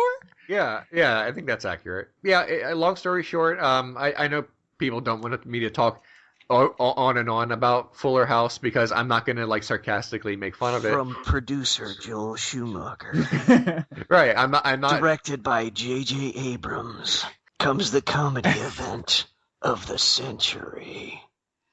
And they also brought a dog in, is like junior of the other dog. That was good. Yeah. There's a lot of cute shit in there. Yeah. The show. Are you gonna show me an image of this fucking Dave Coulier guy? No, I'm not. Like Johnny, you have Google. Yeah. All right. Fucking fine. Yeah. There's a lot of images of him. Find the one that looks most like you. Say Dave Coulier now. Okay. All right. We'll go with 2015 then. Really? It's not that close of a resemblance. I'm not saying you're long lost twins. I just saw him and I was like, oh, that's kind of what Johnny might look like when he's old. There's maybe a little bit of resemblance in the chin from a straight on perspective. I see that, but he's got smaller eyes. We both have big foreheads. I can get that. I'm a little more handsome, I would say. I'd say significantly more. I feel like they acknowledge that he is aged the least good of everyone in the show because most of the people still look like great. Yeah, John Stamos looks baller. Yeah. I mean, they mentioned that they don't explicitly say that Joey, you become an Uggo, but one of them does say that he looks like he's 60, and then Dave Coulier says I'm 55-ish. Which I think is accurate, by the way. But yeah, I know people want to hear me kind of rag on Fuller House, but in all honesty, I enjoy it. Somewhat, a colleague of mine whose opinion I do respect said on Twitter that we don't really want Fuller House. We just want to feel like we're young again. It's ridiculous. All right, here's the thing. I definitely don't. Here's the thing about that. Regardless of why people are enjoying Fuller House, and admittedly, not that many people are. It got renewed for a second season. Did it? Yep. Oh, okay, good. Regardless of why we're enjoying something, we're enjoying it. And I don't want to watch. I don't need to watch a show and then say if I can watch a show or watch a movie and analyze it, but I don't care to watch a movie and watch a show and then analyze like in a psychological way why I've decided to enjoy it. I just do. There are reasons why. But if I find a reason why and I'm not comfortable with it, it's not like I'm going to say, I think I'll just stop liking this. And there's different ways to enjoy stuff. I feel like we all kind of went into this expecting like a mystery science theater enjoyment, like we're just gonna tear this thing apart and it'll be hilarious. But it's more like a children's play, right? Like school theater where you're like, aw, like they're trying their hardest. They're doing the thing. It's so earnest. I really like it. I have to admit, and I guess this is kind of superficial, Kimmy Gibbler looks pretty good. All right, so I guess we're going there now. No, I don't mean like I'm not trying to be gross or anything. I'm not like going to make like sexual comments about this woman who is about my age, I guess. I'm trying to say that she's a lovely young woman. I shouldn't, and they're all physically attractive. Oh, sure, I guess, but I guess I find upbeat attitudes to be very attractive more than physical appearance, and because Kimmy Gibbler as a character is just like forever smiling about everything. I human golden retriever. Yeah, I find maybe the character more than the actress adorable. I think we may have just learned a lesson about one of Leon's first sexual feelings. I don't think I had a crush on any of these girls when I was. You don't need to defend yourself to me, Leon. No. I mean, I had crushes, just not specifically on these girls. When basically all of these young women are my age. I was in that age range when I guess I could have had crushes on them as a child. Can we talk about for a second what they've done there? Because I know someone else mentioned this to me. It's like, okay, so we all grew up with these characters, and they were all like children, right? They were all like young teens and stuff, and now that they're adults, like the show definitely plays to a little bit like, oh, remember when you had a crush on them? Now they have boobs. Like there's definitely a little bit of that like I only saw the first episode, but there's one where she's like, oh, I'm gonna go dancing or whatever. Is this dress too slutty or something? And the other girl was like, yep, I can see your tits. Like not those words, obviously. No. I think the joke was, is this too much? And the other girl says, I don't think it's enough. There is another joke, I think on episode 4 or 5, that also references the fact that Jodie Sweetin, who plays Stephanie, does in fact have big boobs. That's not what I meant. I know. I'm just saying. I definitely think there is an element though of like, remember the childhood innocence you had. Like, oh my god, now they're all grown up. Don't ruin this for me. I'm sorry. It's just it's not a huge element. It's definitely present though. Okay, I find what I'm trying to say is one of the biggest appealing factors of the show is that it's very innocent, and I enjoy that. I've liked a lot of recent family friendly comedy like Adventure Time and Gravity Falls. God, what is the other one that I really like? I guess Steven Universe.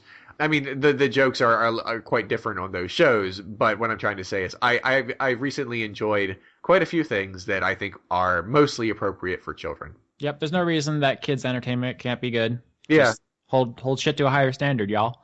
Yeah. Right. So yeah, long story short, I like Fuller House. I don't care who knows. So. Yeah, I laughed. I'll say that. Yeah, good enough. Do you guys want to talk about the Oscars or do more questions? I don't care to talk too much about the Oscars since I just made an entire episode about the Oscars. What I will say really quickly about the Oscars, what I want to say about the Oscars, one thing that pleased me, you can kind of make the argument that 3 different movies were the big winners. Usually like one movie, I wouldn't say always runs away with everything, but usually wins. The winner of Best Picture usually wins that, as well as like 4 or 5 other big categories. Whereas this year, Spotlight won Best Picture, and good for it, I guess. And it also won 1 other Oscar, and that's it. Which is the exact same amount of Oscars that Ex Machina won, and only one more Oscar than 50 Shades of Grey won. What I'm trying to say is that you could make the argument that Spotlight is the big winner because Best Picture is granddaddy of them all. But The Revenant won, I believe, 4 or 5, including Best Director and Best Actor, which are huge. And you can make that argument as well. Or you could say that Mad Max Fury Road was the real big winner of the night since it won the most. But arguably, what categories that people find less important, which shouldn't really. Mad Max Fury Road won best sound mixing, sound editing, design, like a bunch of technical awards and visual awards, and I think that's as important as a lot of other things, even though a lot of people don't think that way. So the point I'm trying to make is I enjoy that the Oscars were not some runaway thing for one specific movie. I think that has sort of lessened the angry backlash stuff that usually comes from the Best Picture winning. Like last year, people were mad that Birdman won, which I thought was a real good movie, and some people disagree, but it's like, all right, well, do we have to have a backlash whenever there's a Best Picture? I mean, that seems to be happening every year. But it doesn't feel like that happened this year because 3 different movies sort of shared the big honors, if that makes any sense. Yeah, it feels like everyone got some props. And like if you went in, you're like, oh, I love this movie. I want to see it get its dues. And then you can leave feeling good. Like I went in, I was like, Mad Max is my goddamn horse. And I didn't win Best Picture, but like people got, they got their time to be recognized, and it feels good. Yeah. So, yeah, I guess that's all I really wanted to say about the Oscars. Unless you guys wanted to say anything more about the Oscars, we can just jump right back into questions. I feel like the Girl Guides were the big winner. What? Let's just pretend Johnny isn't here. The what? The Girl Guides. I don't know what you're saying right now. Johnny?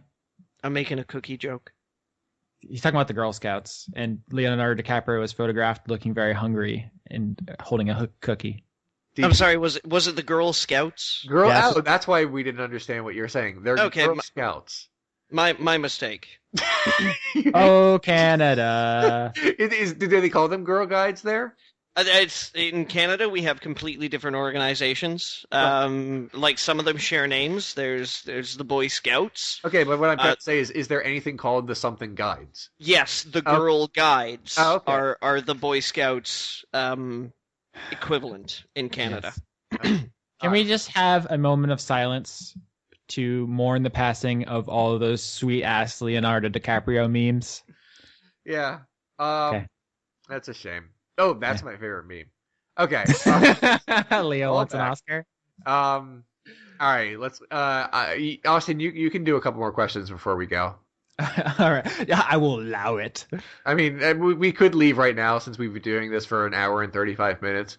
But since we didn't do anything last week, we can go like a little longer than usual. And also, seeing as how you're going to edit out my entire questionnaire about delegates, no, nominations, and yeah, I think Leon, this is some resentment that built up over how we ruined his campaign.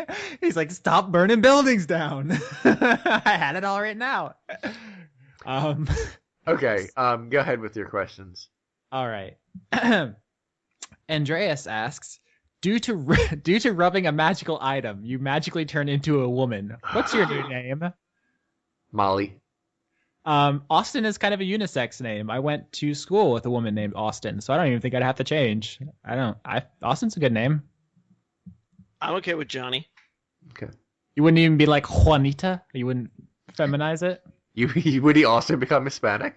No, I mean, I've always kind of identified as Johnny. Yeah. Like I'm not. You don't consider it part and parcel with your genitals, is what you're saying. Nah. Cool. All right. I'm glad we all just go through these questions. They're like, yep, I'm confident in that answer. Oh gosh, here's one. I don't even know if we should do this. Oh, too late, I'm doing it. Elbow Patches asks, would you rather have no feet or one hand and one foot? So, assuming you get to choose your mutilation, what's important to you, guys?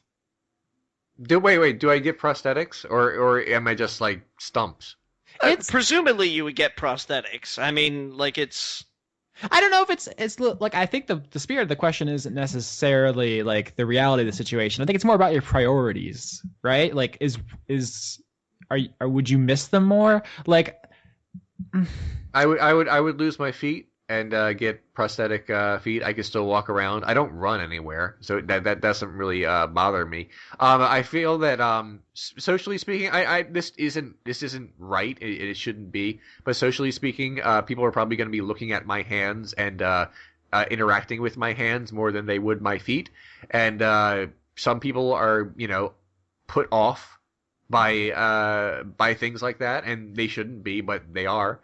This question's like a Rorschach test, because what you're taking away from it is like, what's most important to preserving my like public image? Like, that's how you went for it. I went in a different direction. I was like, well, I walk a lot of places, but also I'm a writer and I kind of use both my hands. Like, what's like, where are my priorities at? It's like not even about the question, really. I feel like if I only had one hand, it might impede, my work on the internet a little bit. So that's another reason. But in general, I guess, how do I put this? I use my fingers more than I use my toes. But there's that guy who wrote like Diving Bell and the Butterfly, and all he can move was his eyelids. No, I'm not saying that I couldn't still do it. I'm saying that would make it harder. My point is that like what this question brings out of you is like what's important enough to you that you would make sacrifices in your life to overcome stuff. You know what I'm saying? Like if you had it in you, you're like, look, making internet videos is so fucking important to me that you could cut my face off and I'd still do it. Oh, I wouldn't do that. Exactly. So I'm saying like there's a level at which like your uncomfortableness is more important. Do I get a new face like in Face Off, or am I just like is it just like gore? You can get a new face, but it has to be Nicolas Cage's face.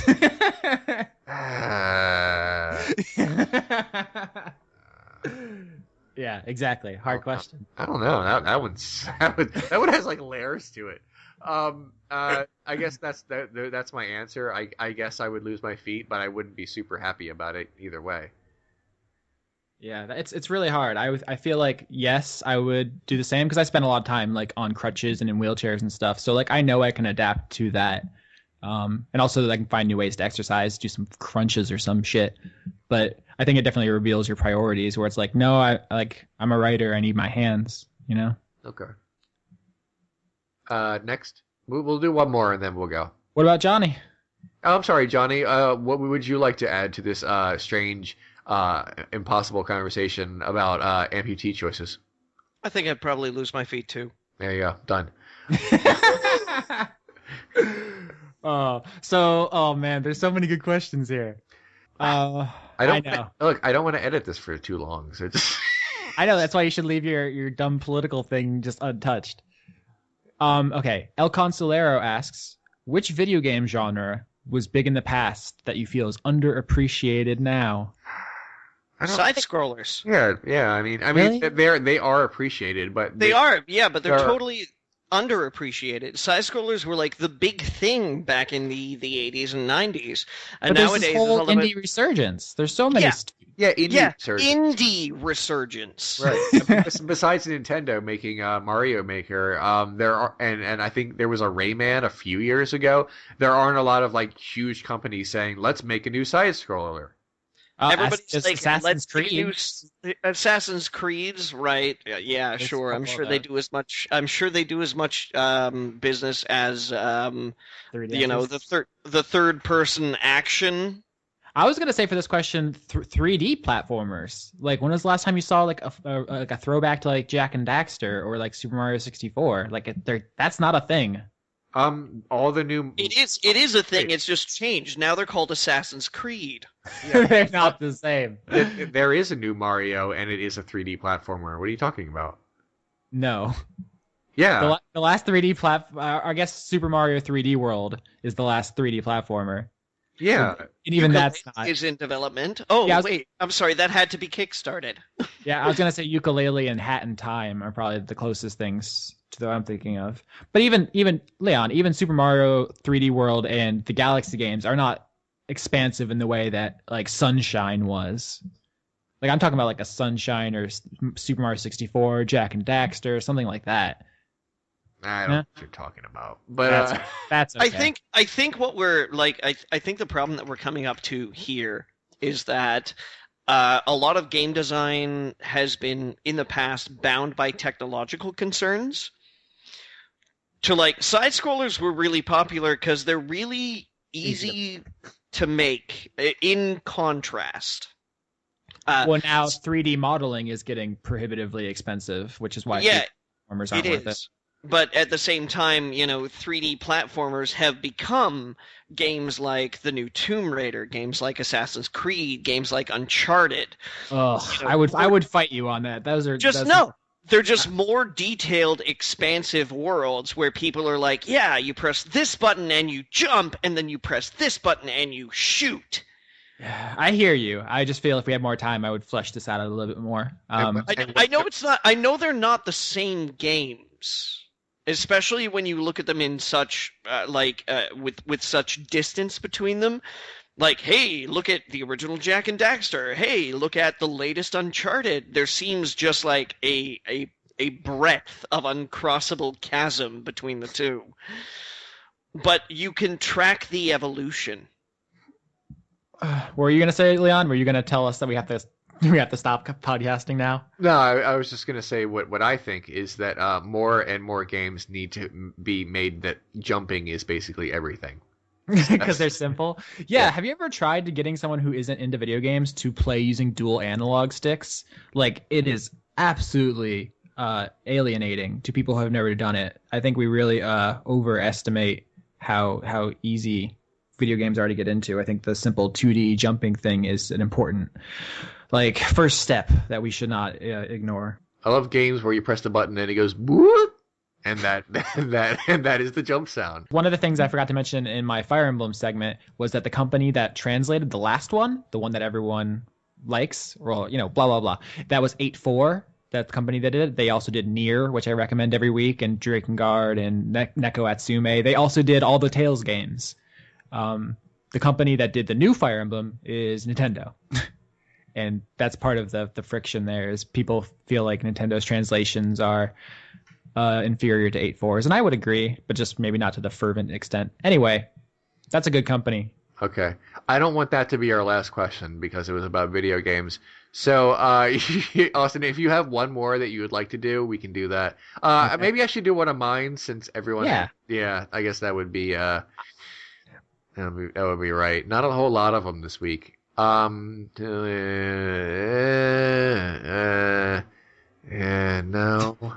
While you're looking, Brent asks, "Who did you marry?" All caps, no question mark.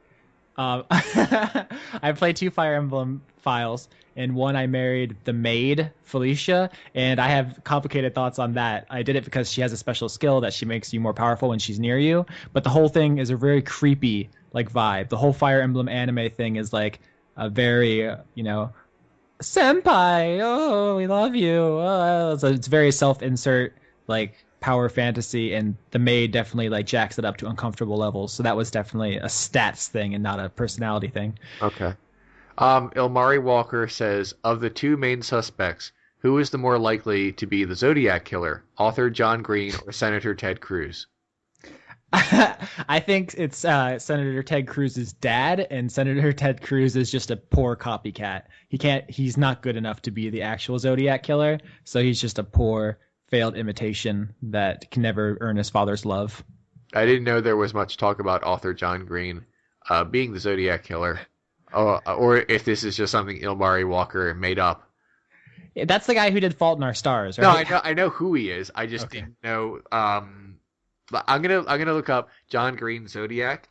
Have we ever talked about the David Fincher movie Zodiac? That is an incredibly fascinating and well-made film. Yeah, I'm one of Fincher's underappreciated masterpieces, I feel.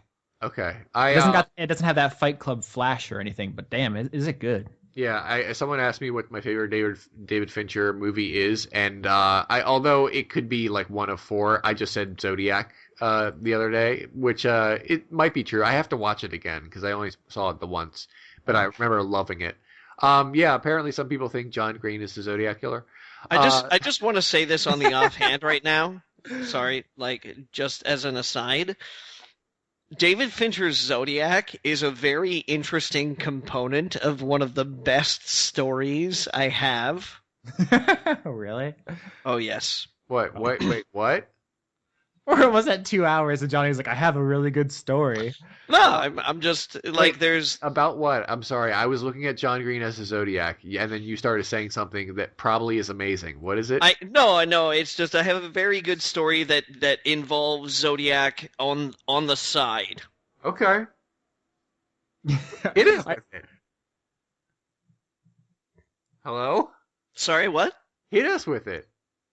Yeah, are you sure? No. No, kick him from the call. Yes. All right. Okay. Keep it within 5 minutes and go. I'll try my best. Okay. Starting. Oh my god. Okay. This podcast is the origin story of Johnny driving Leon to super villainy. Jeez, you're taking away from my seconds, Go, Austin. Go. Okay, so I've got a very good friend that I went to high school with from when I was like 13 years old. I even went to college with him for a couple of years. We went to theater school. He was really into music. As a result, he wound up actually traveling across the country quite a bit and went to another school in Edmonton to go to theater school there, graduated there, was living there for many years, etc. Anyways, one of the things that he always tried to do whenever he came to town was try to scare the pants off me. And he always conscripted my friend Steve. So, anyways, this one year, Steve comes to my door and says, okay, look, Christian, who is my friend who tried to scare the pants off me. He's like, okay, Christian is coming to town. I'm telling you this because I know he hasn't told you, because he asked me, ooh, let's try and scare Johnny. His idea of scaring Johnny would be like throw pine cones at my window at like 2 o'clock in the morning, and then I would like look outside, and then he would like appear. You know, like he would jump out and be like, wow, I'm here. And he's like, and I always say yes because I really want to kind of scare the pants off you. But here's the thing, weak fucking sauce. So I think we can do this. So Steve and I concocted a plan. Not knowing that on the flight home, Christian had watched the movie Zodiac. This is an important element, okay? So Steve, convincing Christian that he's going to help Christian scare the crap out of me, drives him to, kids, don't fucking do this. Don't do this, okay? Don't you fucking dare do this. So Steve drives him to my neighborhood where Steve's like, yeah, I need to get a cup of coffee. I am standing around the corner from this coffee shop. I have a trench coat on, a Martin fedora, and I've got a full face gas mask. I think I've heard this story. In a bag, all right? So Steve's like, he tells me beforehand, here's what I'm going to do. I'm going to leave the car. I'm going to lock the car and then immediately unlock it, which he does. So in front of a patio of coffee shop drinkers, this is like 9 o'clock in the evening, as well as a police car that had come to get like coffees as well. I just sort of like saunter along and climb into the back of my friend Steve's car, in which he has precipitously left a blanket for me. I haul the blanket over my face and get myself as far down behind the seats as I possibly can. Get the gas mask on. Get my hat on. Couple minutes pass. In the car they come. And they just start driving out the parking lot. Now Steve knows I'm in the back seat, right? So he turns up the stereo a little bit. He's like, okay, we're going to scare the shit out of John. We got to get pumped. Turns it up. I pull the blanket off. I sit up in the back seat, directly behind Christian. I let us get to like the edge of the parking lot. So it has to maximize traffic fatalities. No. I mean, I make sure that there's nobody around. But this was like, it's like a mini mall kind of set up as a larger facility. Like it would take you, speed bumps included, 2 or 3 minutes to get from one end of it to the other if you were hurrying. And then I reach behind him he's on the passenger side. I reach behind him on the passenger side and brush my hand against his earlobe. Sexy. He kind of like waves it aside and then turns and looks at the seatbelt. And then turns and looks in the back seat, and there is a fully grown man in a trench coat with a Martin fedora wearing a full-face gas mask. And I have never in my life ever seen a man try to, like, jump out of reality. But right fucking there, I've never heard a grown man scream so loud. You're a good friend.